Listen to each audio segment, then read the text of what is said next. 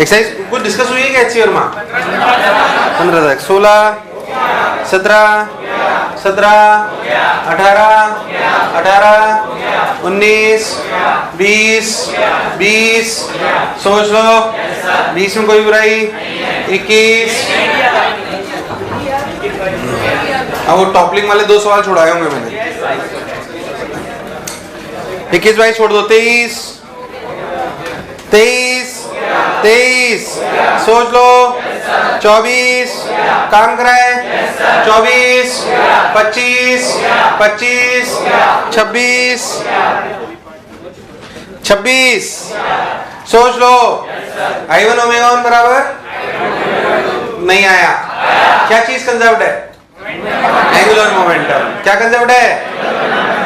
26 हो गया 27 27 अरे आवाज 27 28 28 आउट है। Wheel of mass 10 kg and radius 20 cm rotating at an angular speed of इतना when the motor is turned off negative the friction at the axle calculate the force that must be applied tangentially to the wheel to bring it to rest in 10 revolutions। इसमें क्या हुआ भाई? अपन कितना force tangential लगाएं कि 10 revolution मतलब कितना alpha लाएं? मतलब कितना? व्हील दिया मास 10 kg and radius 20 cm rotating and wheel लेंगे तो रिंग लेंगे डिस्क लेंगे? आंसर किससे आ रहा है? स्पोक्स मान लिए गए इन्होंने, डिस्क मान लो। चलो आंसर जिससे आ रहा है मान लो। हालांकि थोड़ा कंफ्यूजन रहता है क्योंकि व्हील में स्पोक्स वाले में कई बार क्या मान लेते हैं? रिंग। स्पोक्स को मासलेस मान लेते हैं। स्पोक्स को कैसा मान लेते हैं? क्योंकि जैसे अपन साइकिल का टायर माने ना तो उसमें स्पोक्स होते हैं। क्या होते हैं? स्पोक्स, है ना। खैर तो कहां पहुंचे? हाँ सिलेंडर। हाँ अब व्हील ऑफ मास रेडियस तो कितना फोर्स लगाएं? सिंपली 10 रिवोल्यूशन में रोकना है यानी कि 20 पाई में रोकना है। कितने में रोकना है? और ओमेगा आपको दी हुई है तो फॉर्मूला लगा दो ये वाला। Omega final square minus omega initial square equals to 2 alpha theta. Theta के लिए लिख दो 20 पाई। ओमेगा फाइनल 0 हो गया। ओमेगा फाइनल क्या ओमेगा इनिशियल गिवन है? ओमेगा इनिशियल क्या दिया हुआ है? 100 रिवोल्यूशन पर मिनट मतलब ओमेगा इनिशियल हो गया 2 पाई n 2 पाई इंटू 100/60। यार मुझे लगा ही तुम्हें आया। एक से इसको मार दिया तो आंसर अपना कितना? 2 ने 3 को मार दिया तो आंसर आया 10 पाई/3। कितना आया? क्या यहाँ से अल्फा निकल आया? अल्फा निकल आया तो टॉर्क क्या होता है? आई अल्फा। क्या होता है? आई अल्फा। पहले तो क्या आई अल्फा से टॉर्क निकल आया। उसने पूछा है फोर्स। क्या चीज? अब सोचो अगर ये ओमेगा से ऐसे घूम रहा है और अपन को टेंजेंशियली कितना फोर्स लगाए तो अपोजिट डायरेक्शन में फोर्स लगाना पड़ेगा तो टॉर्क होगा F × R। क्या होगा? यार मुझे लगा है तुम्हें आया। क्या होगा? F × alpha. यहां से लाएंगे आई अपना डिस्क का लिखेंगे mr²/2। क्या लिखेंगे? और टेंजेंशियली कितना फोर्स लगाए कि रुक जाए तो F × R। कितना? मुझे लगा है तुम्हें आया। आया नहीं आया? बहुत बढ़िया साहब। कहां पहुंचे? 28 29 29 30 30 काम कराए 31 31। अरे क्या बात कर रहे हो? अरे 31 अरे 32 अरे 32 अरे सोच लो। अरे 32 में कोई दिक्कत? अरे 33 अरे 33 अरे 34 अरे 34 अरे सोच लो। अरे 34 में कोई बुराई? अरे सोच लो। अरे 35 सपोज स्मॉलर पुली। यार वही है बेसिकली स्मॉलर पुली में भी अगर आ जाएगा तो पहले सिर्फ टी माना होगा बाद में T1 और T2 तो एक और इक्वेशन उसमें T1 × R minus T2 × R जिसे 35 नहीं होने बता रहा हूँ। अगर छोटी पुली पे भी अपन वो ले लेंगे तो आपने पहले इससे पहले वाले सवाल में टेंशन सिमिलर माना था। अब टेंशन सिमिलर ब्लॉक से लेकर छोटी पुली तक T1 और छोटी पुली से बड़ी पुली तक लेकर T2 और क्या छोटी पुली पे फिर से इक्वेशन लगाएंगे T1 × R minus T2 × R equals to I alpha where alpha equals to A/R। तुम्हें दूर दूर तक समझ भाई साहब? इसको मार रहा हूं उसको मार इसे मार। क्या बात है?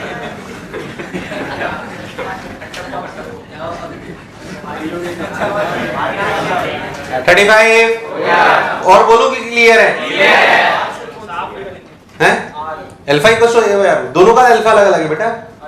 हाँ स्ट्रिंग का क्या सेम रहेगा? A तो दोनों गलत साइड आउट पूछा उसने। दोनों पुली का क्या सेम है? A टेंजेंशियल सेम है मतलब दोनों का अल्फा नहीं आया। Alpha equals to AT/R। Alpha equals to AT/R जो पूछ के मैं इजी मोर है बात। सही में ये कोड वर्ड में गालियां होती आ जाओ 35। हाँ अब यस सर कई लोग बोल रहे हैं यस साला 35, 36, 36, 37, 38। फीलिंग आ रही ना वो वाली? रिलीज हो रहा है ना स्ट्रेस? बोलते रहा करो, बोलते रहा करो।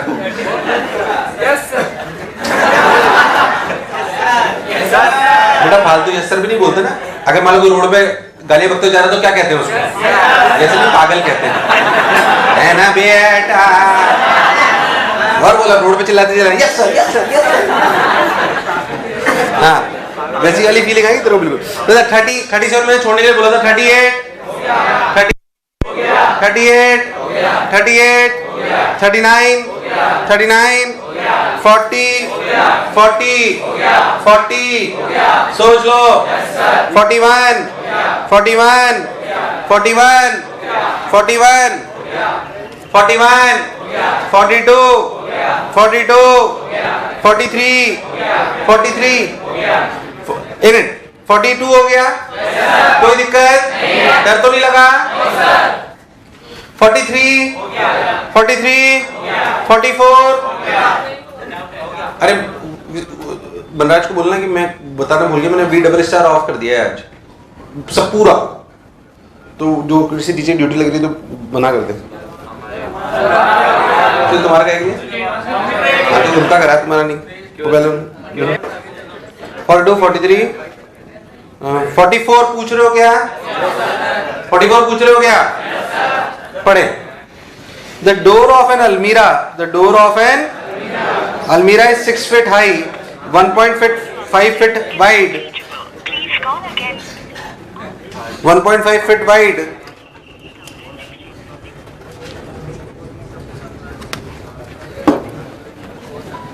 Six feet height, 1.5 feet wide, and the wedge 8 kg. The door is supported by 2 hinges situated at a distance of 1 foot from the ends. If the magnitudes of the forces acted by the hinges on the door are equal, find the magnitude. अरे पहली class में इनकी quiz हुई थी, Arjun sir की class थी। फिर उसके बाद कितनी क्लास है? किसकी? कोई जिस क्लास में उस पे एक्चुअली ड्राफ्ट देंगे पक्का।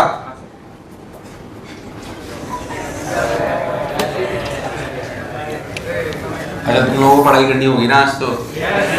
हमारा कल एडवांस है ना, क्योंकि 100 में से 100 नहीं तो सारा क्लास लेते तो तुम्हारे 90% ही रह जाते हैं ना। 10% का गैप आ जाता है ना। 90% या ना we are okay with it, we are not okay with it. Okay 10% मैं खो दूं, 10% टोटल आ रहे तुम्हारे।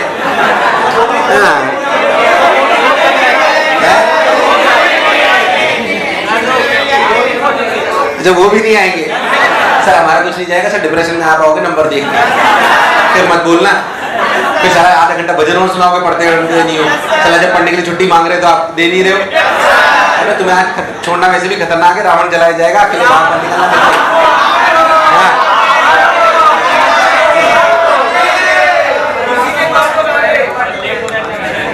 अच्छा मैं लेट हो गया था तो तुम लोग डर गए थे, कहीं सर को जला नहीं दिया है ना, मेरी चिंता कर रहे थे ना तुम लोग। अरे यार ऐसे बच्चे तो मुझे कभी नहीं मिलेंगे।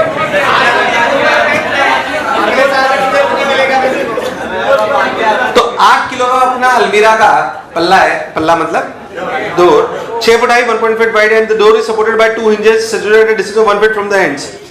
1 feet from the ends, यहां से ऐसे 1 feet, इधर से भी 1 feet। बोलो क्लियर है? उसने बोला कि if the magnitude of the force exerted by the hinges on the door are equal, then find the magnitude. आप एक बात समझो, नीचे क्या लग रहा है? mg यानी कि 80। कितना? 80 लग रहा है, 8 किलो का है ना 80। अब ध्यान देखो तो जो hinges उनमें नॉर्मल रिएक्शन जो लगेंगे वो अगर बहुत ध्यान से सोचा जाए तो नॉर्मल रिएक्शन जो लगेंगे वो बराबर है मैग्नीट्यूड में, पर उनकी डायरेक्शन दो है वो मुझे पता नहीं है। तो मैं इसे मान लेता हूं n1 n2 n3 n4। हाँ मुझे ये पता है कि √n1² + n2² = √n3² + मुझे लगा ही तो मैं आया, क्योंकि उसने बोला कि मैग्नीट्यूड बराबर है। उसने बोला कि मैग्नीट्यूड। अब पहले आप एक बात ध्यान सोचो, हॉरिजॉन्टल में सोच, n2 इधर है तो n4 इधर होगा, या फिर n4 2 इधर होगा तो n4 इधर होगा। क्यों? क्योंकि हॉरिजॉन्टल में n4 0 होना चाहिए। अगर आप ध्यान देखो तो n1 plus n3 equals to 80। अरे बैलेंसिंग के लिए n1 plus n3 equals to क्या होना चाहिए? यानी तो क्लियर है ना यार, n1 प्लस n3 किसी बराबर होना चाहिए 80। बोलो क्लियर है? और n2 plus n4 equals to 0। यार आवाज नहीं है यार। अगर ध्यान से देखो तो n2 plus n4 equals to 0, मतलब क्या n2 equals to n4 minus times. Minus का मतलब या तो दो ऐसे हैं दोनों, मतलब n2 इधर है और n4 इधर है, या फिर n2 इधर है और कोई भी अपने को पता पड़ जाएगा, कोई बुराई वाली बात।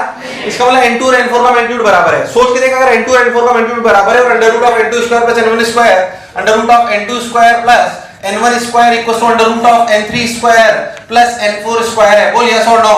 तो जाहिर सी बात है कि अगर n2 का मैग्नीट्यूड n4 के बराबर है तो n1 का मैग्नीट्यूड n3 के बराबर है।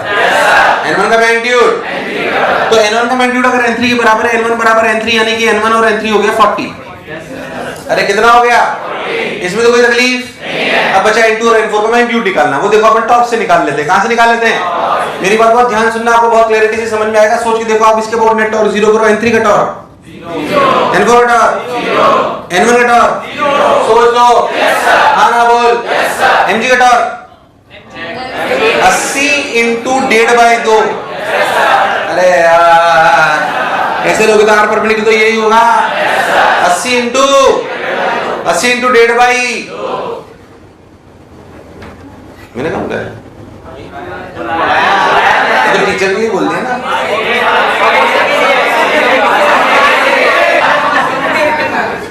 अस्सी इंटू 1/2 है। अबे तो वैसे ही कट जाएगा ना, वो सब कुछ फीट में है, क्यों चेंज करेंगे? उधर भी मीटर में कन्वर्ट करते, इधर मीटर में कन्वर्ट करते, सब कटते जाएगा।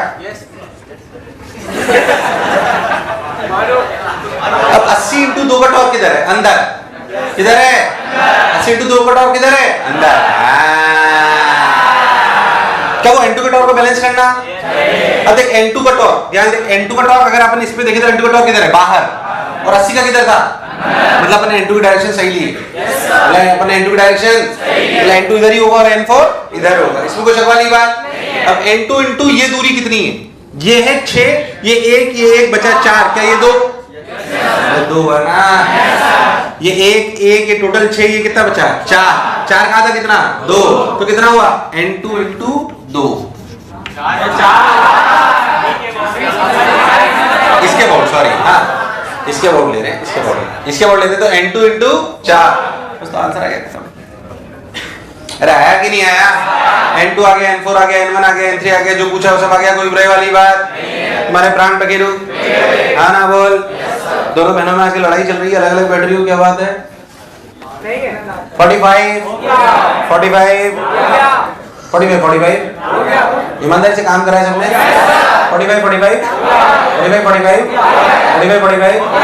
डाउट है? तो uniform road of length L rests against a smooth roller as shown in the figure. Find the friction coefficient between the ground and the lower end if the minimum angle that the angle road can make with the horizontal is theta. ध्यान सुनना, उस actually ऐसे तो मैंने NLM में बताया हुआ sir ने कि नॉर्मल कैसे होता है, ऐसे, और यहाँ पे ऐसे, ये n1 मान लो, ये एंगल थीटा, यहाँ पे म्यू कोई बुराई नहीं है। टॉर्क बैलेंस करना, ध्यान समझना अच्छे से। पहले आप ध्यान दो, थीटा दिया हुआ है क्या कुछ? अच्छा, थीटा के लिए थीटा ही दी हुई है। अगर आप ध्यान दो तो सर लेंथ कितनी दी हुई है? कुछ दिया हुआ है क्या? टोटल लेंथ कितनी दी हुई है? l। टोटल लेंथ दी हुई है, कितना दिया हुआ है? h। बोलो क्लियर है? अगर आप बहुत ध्यान से देखो तो ये टोटल लेंथ l है, तो यहाँ से l/2, यहाँ से 2 में आपका mg लग रहा है, कोई बुराई वाली बात नहीं, तो जो बोला चमका। ध्यान देखो तो अगर ये थीटा है तो ये भी थीटा है, ये थीटा है तो ये भी थीटा है, तो n2 cos theta plus n1 equals to mg। देखना मैं कोई गलती नहीं करूं, n2 cos theta plus n1 equals to, कुछ गड़बड़ तो नहीं करी? एक फ्रिक्शन इधर लग रहा है, इसमें कोई शक वाली बात नहीं है, क्योंकि फ्रिक्शन इधर लग रहा है तो लिखा गया n2 sin theta equals to friction, n2 sin theta equals to friction. और क्योंकि लिमिटिंग वैल्यू ले जानी होगी इसलिए फ्रिक्शन को ले जाएंगे म्यू n1, म्यू mg नहीं, म्यू n1 क्यों लिख दिया? हालांकि ये फ्रिक्शन स्टैटिक है पर हमें लिमिटिंग वैल्यू ले जानी है। क्या ले जानी है? खैर वो अभी अपन निकाल लेंगे, इतना फ्रिक्शन चाहिए, जो चाहिए वो मैक्सिमम से कम होना चाहिए, तो पहले फ्रिक्शन निकाल लेते हैं। तीसरी इक्वेशन का क्या आएगी? Torque balance. किसके अबाउट? इसके अबाउट कर लो, कोई बुराई नहीं। N1 का टॉर्क, F का टॉर्क सोच लो। अच्छा ध्यान दो, तो N2 का torque h sec theta into N2 बाहर, ये h है ना, तो h cosec थीटा,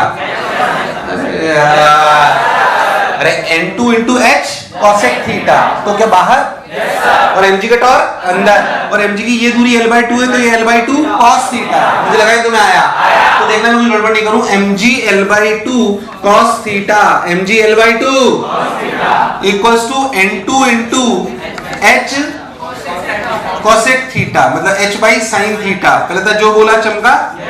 अब यहाँ से N2 निकाल लो, N2 निकाल के यहाँ रख लो, फ्रिक्शन की वैल्यू आ गई। इतना फ्रिक्शन चाहिए, जो चाहिए वो मैक्सिमम से तुम्हें दूर दूर तक मेरी बात समझ, जो चाहिए वो मैक्सिमम से। हाँ भाई, उतार लिया गया। 46, 47, 47, 46, 47 कोई दिक्कत? 48, 48 सोच लो। 48 मुझे लगा नहीं तुमने काम करा है।